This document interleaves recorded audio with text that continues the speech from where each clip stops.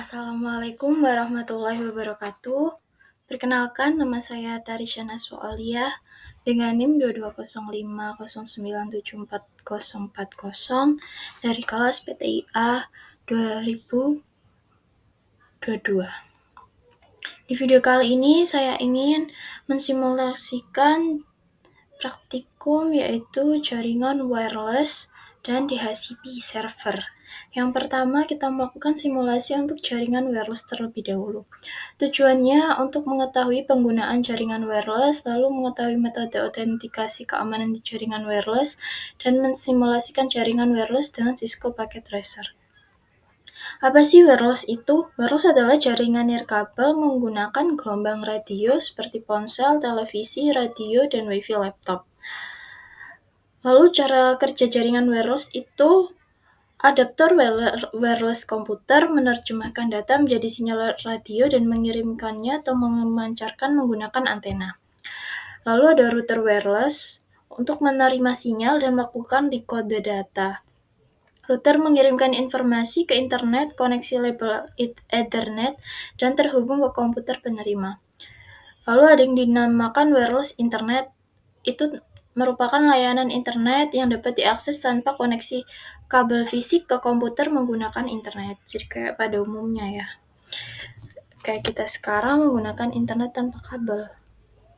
Yaitu wireless. Lalu ada teknologi seperti WEP digunakan untuk meningkatkan keamanan pada jaringan wireless. Digunakan untuk membuat password keamanan standar untuk mencegah akses tidak sah ke access point. Jadi wireless ini jaringan WiFi gitu. Selanjutnya ada macam-macam keamanan jaringan wireless itu. Yang pertama ada WPA, PSK yaitu Wi-Fi Protected Access atau PSRK. Pengamanan jaringan nirkabel dengan menggunakan metode WPA PSK jika tidak ada autentikasi server yang digunakan. Contohnya itu bagaimana ya ini? Tidak semua access point menggunakan cara yang sama, serkai. Pada access point the link DWL 2000 AP, pemberian serkai dilakukan secara manual tanpa mengetahui algoritma apa yang digunakan.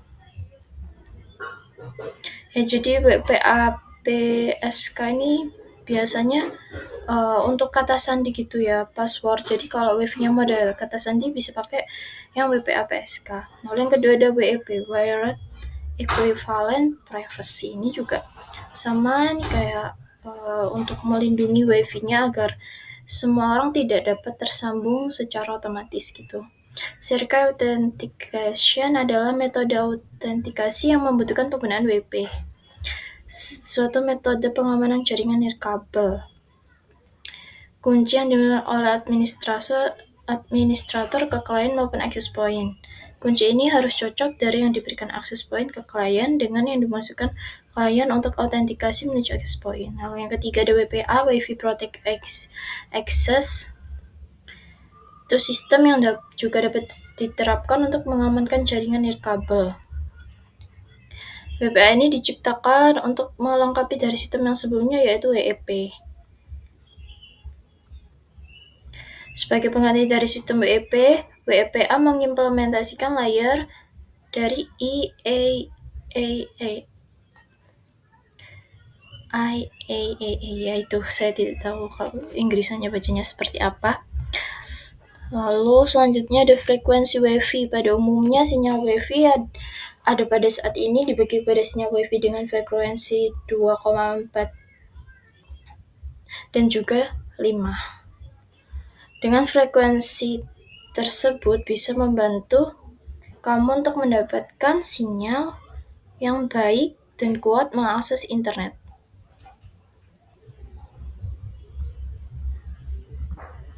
Oke, lanjut. Untuk yang frekuensi WiFi ada frekuensi 2,4 GHz dan juga 5 GHz. Yang pertama 2,4 GHz atau setara dengan 2400 MHz adalah frekuensi atau sinyal yang sudah sejak lama kita gunakan pada umumnya. di mana nyaris semua perangkat wireless memakai frekuensi ini. Contoh umumnya seperti pada perangkat remote control TV, remote control mainan, remote alarm mobil, Bluetooth, dan router Wi-Fi salah satunya. Sinyal frekuensi 2,4 GHz mempunyai daya cakupan yang lebih luas dan sinyal yang lebih kuat, tetapi frekuensi ini sudah terlalu banyak. Jadi kalau pakai frekuensi yang 2,4 GHz ini, kalau udah di jarak 500 itu sudah tidak bisa menyambung. Karena frekuensinya yang terlalu banyak tadi itu. Selanjutnya ada frekuensi 5 GHz. Itu teknologi yang lebih baru sebagai jawaban terhadap banyaknya pemakaian frekuensi 2,4 GHz. Tetapi frekuensi yang lebih kuat ini mempunyai kekurangan di daya cakupan yang lebih pendek. Bila sambungan Wi-Fi Anda lebih langsung mengarah seperti tidak terhalang bangunan, dinding, atau lantai, atau layaknya wireless MiFi atau mobile Wi-Fi yang bisa dibawa kemana-mana dan selalu ada di dekat perangkat yang memerlukannya, akan lebih bagus apabila Anda memakai sinyal 5 GHz. Jadi kalau nggak ada halangan dinding atau apapun, itu lebih baik pakai yang ini katanya. Oke, kita lanjut langsung ke simulasinya. Ya, ini mensimulasikan jaringan wireless bridge. Jadi ada switch, ada AP1, ada AP2, ada access point 2, lalu ada laptop, dan ada smartphone. Yang pertama buat skema jaringan simulasi jaringan wireless. Oke, kita lanjut ke Cisco Packet Tracer. Oke, kita sudah ada di Cisco Packet Tracer. Tadi saya mau lihat kita membutuhkan switch AP1 dan AP2. Kita pertama mencari switch-nya terlebih dahulu.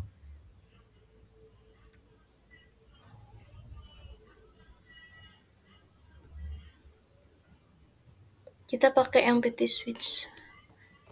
Oke. Switch. Kita ganti dulu ya namanya.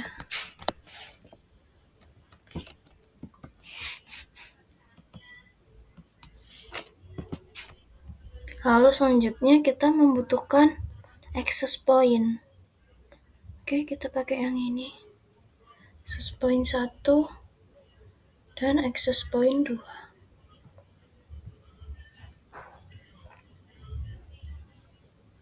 Kita ganti kata sandinya terlebih dahulu ya. Kata sandi maksud saya nama. P1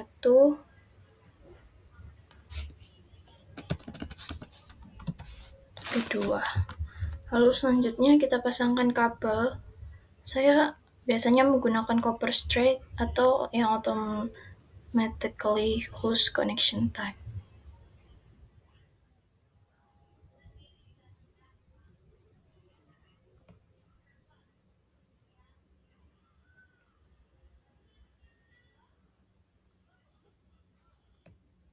Nah, udah. Selanjutnya kita butuh device yaitu laptop serta laptop kan PC. Laptop di sini. Lalu kita butuh smartphone atau HP di sini. Nah, sudah. Ini belum benar ya. Kita lihat langkah selanjutnya. Setting AP1 dan port 1 dengan SSID sama dengan AP1. Channel 1 dan metode autentikasi keamanan WPA 2 PSK password 123456778. Oke, kita setting port 1 ini terus diganti AP1 terus pakai WPA 2 PSK. Kita ke config port 1 defaultnya diganti AP1 ya. AP1 ini fungsinya untuk menghubungkan perangkat yang masuk ke port ini. Jadi nanti di device antara laptop atau smartphone yang akan kita hubungkan ke AP1 akan kita samakan ininya, portnya. Udah, lalu kita silang. Nah kan, karena dia sudah ada ininya, port satunya udah tergantikan, dan ada WPA2 PSK-nya, jadi smartphone tidak bisa terhubung ke sini. Jadi dia ibaratnya itu ada kata sandinya, jadi kita harus menghubungkan kata sandinya dulu untuk terhubung ke sini. Langkah selanjutnya, setelah itu setting AP2 pada port 1 dengan SSID AP2 channel 6 tanpa menggunakan kode keamanan. Ini channelnya tadi 1 tapi di sini 6 tertulisnya, jadi bagaimana ya?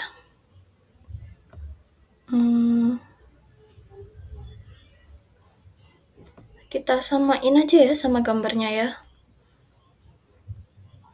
Ini kita ke AP2, lalu ke port 1, kita ganti namanya AP2, channelnya 6,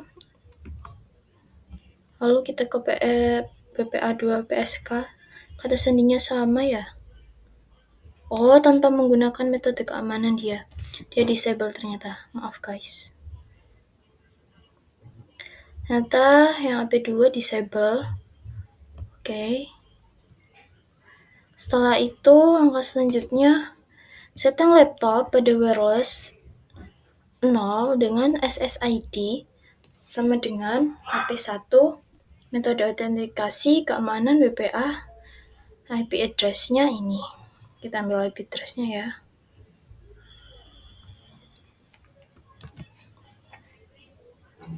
Oke, kita ke laptop. Karena laptop ini belum wireless, dia masih menggunakan kabel, kita matikan dulu. Kita ganti dengan ini. Atau ini, sama kan, WPC 300N. Ini kita lepas dulu. Kita buang, kita masukkan ini. Lalu kita nyalakan. Setelah itu kita masuk ke config, kita masuk ke wireless 0, kita masukkan yang tadi sesuai AP1. Setelah itu kita ke sini, setelah itu kita masukkan kata sandinya dari 1, 2, 3, 4, 5, 6, 7, 8. Oke, dia akan terhubung ke AP1. Nah, udah terhubung. Langkah selanjutnya, kita masukin IP address-nya itu loh.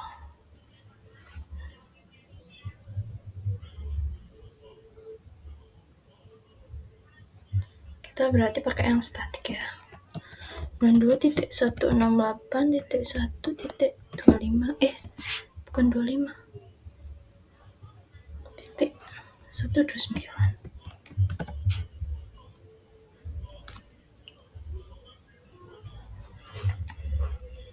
Ini dia termasuk tabel ke 25 ya. Sebentar, nanti saya cek lagi ya karena saya lupa. Oke, kita lanjut ke HP. Smartphone itu SSID HP2 dengan tanpa mode autentikasi keamanan, lalu IP address-nya ini 130. Oke, kita ke smartphone. Di smartphone tidak perlu ada yang diganti seperti laptop ya, kita langsung aja ke config wireless. Kita ganti ini menjadi AP2 disable ya. Nah, terkoneksikan. Kita masukkan dulu IP address-nya tadi. Kita pakai static karena kita belum memasang DHCP server.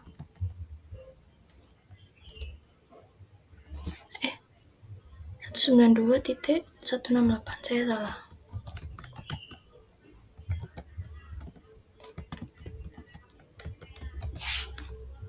Oke, sebentar saya stop dulu. Oke, ternyata saya lupa. Untuk ini tadi yang 25 itu kan untuk subnet max. Jadi dia tabel ke-25 itu subnet max-nya itu 128.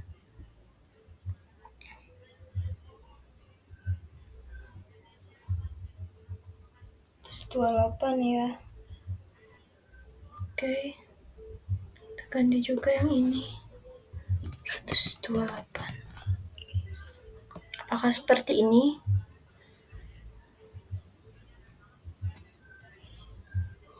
Untuk mengetes bahwa laptop, silakan jalankan perintah ping dari laptop ke smartphone. Kita menjalankan perintah ping. Ping itu mana ya? Ping. Oh, saya lupa, astagfirullah.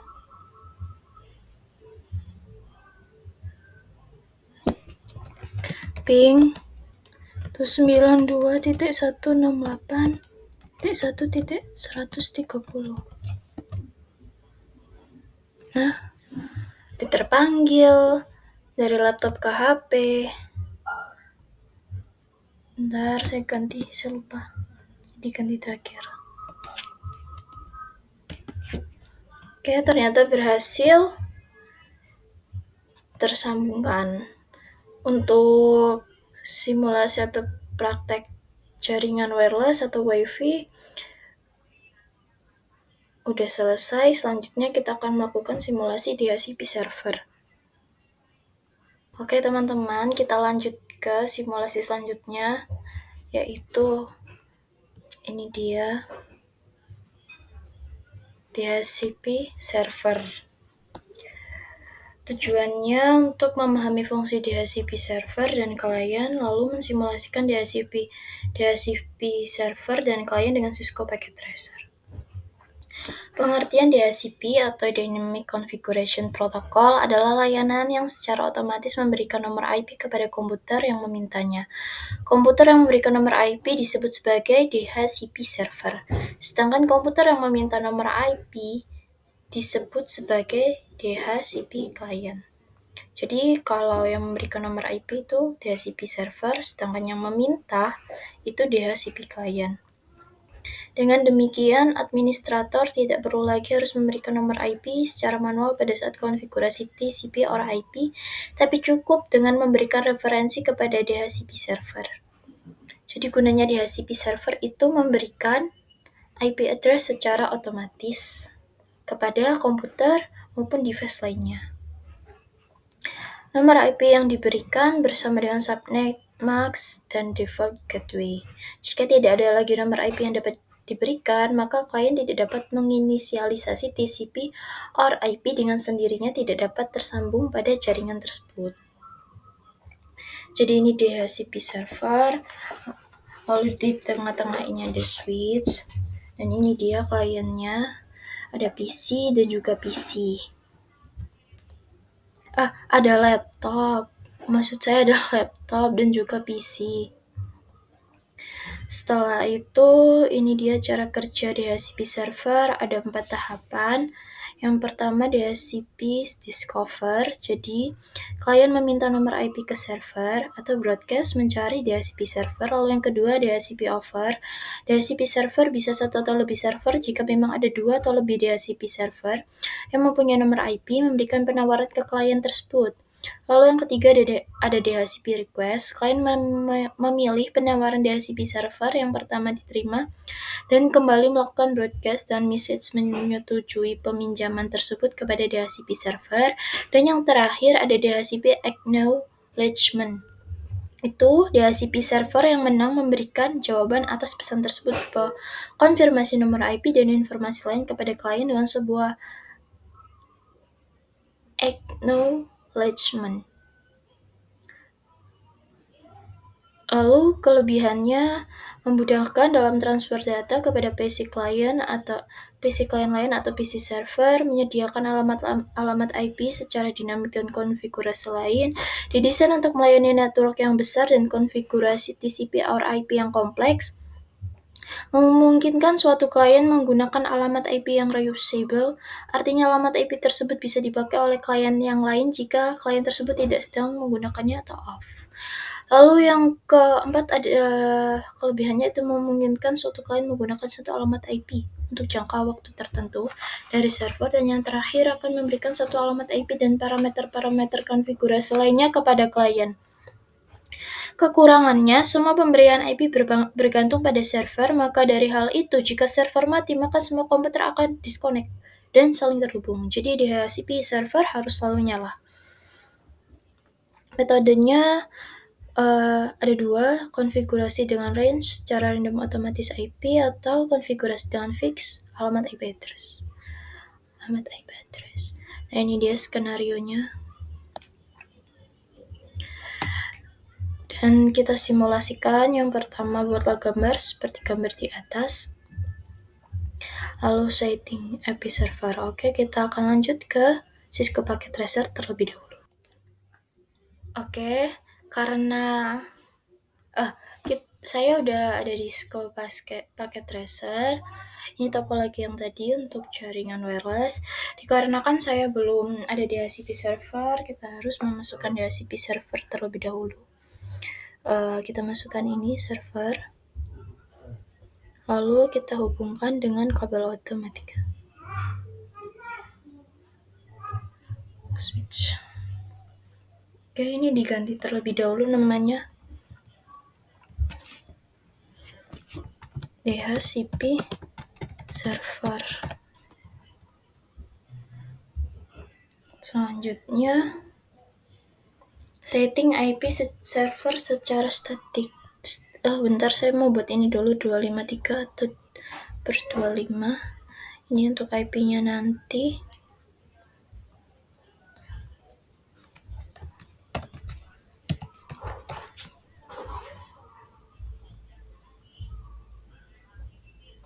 Nah, kita masuk ke DHCP server, kita masuk ke service.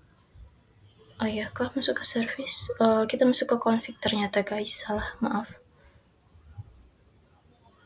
Kita masuk ke config. Setelah itu fast ethernet. Setelah itu kita milih DHCP. Bentar, tetap statik ternyata. Ini untuk DHCP-nya ya.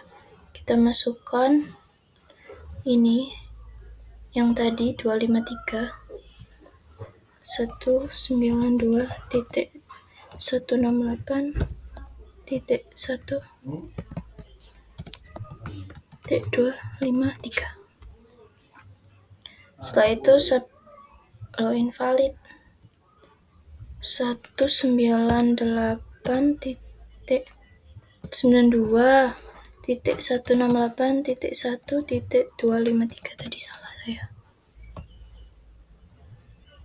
Nah, dikarenakan ini termasuk tabel 25, jadi kita ininya diisi 128. Oke, sudah. Setelah itu aktifkan DHCP server dengan menggunakan konfigurasi gambar seperti berikut. Oke. Setelah itu kita ke service, kita ke DHCP, kita aktifkan DHCP-nya, lalu kita lihat apa yang diminta.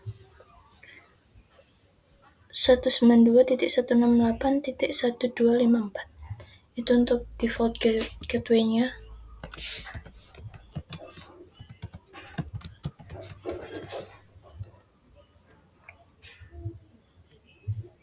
Lalu DNS server. DNS servernya sama seperti kemarin, yaitu 33.33.33.1. Lalu untuk start IP address-nya dimulai dari 151.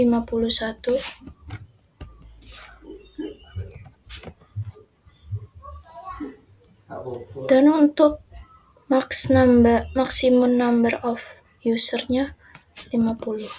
Oke, kita save.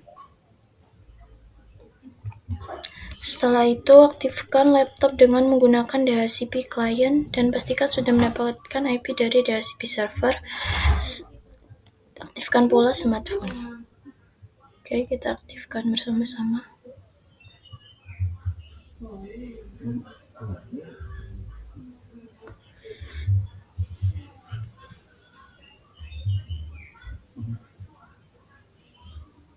Nah, ini dia untuk laptop. Device laptop kita sudah mendapatkan IP, subnet max, default gateway, dan DNS server yang sudah kita masukkan di DHCP server.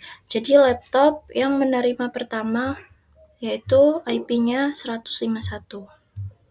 Lalu selanjutnya untuk smartphone, dikarenakan saya tidak menyalakannya bersamaan mungkin ya. Untuk smartphone-nya kita dapat yang 152.